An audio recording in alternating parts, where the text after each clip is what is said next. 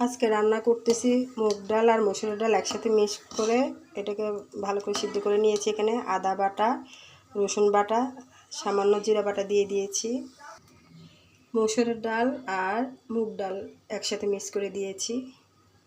খেতে অনেক মজা। এখন আমার ডালটা ফুটে গেছে, এখন আমি বাগার দিব।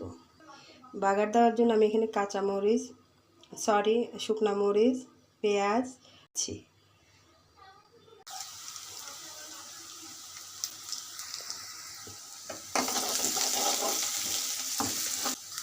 আমার পেঁয়াজ লাল লাল হয়ে গিয়েছে, এখন আমি বাগার দিয়ে দেব।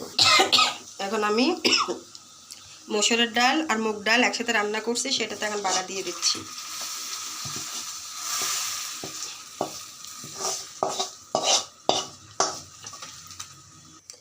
দেখুন আমার মসুরের ডাল আর মুগ ডাল একসাথে রান্না করা খুবই সুস্বাদু একটা খাবার।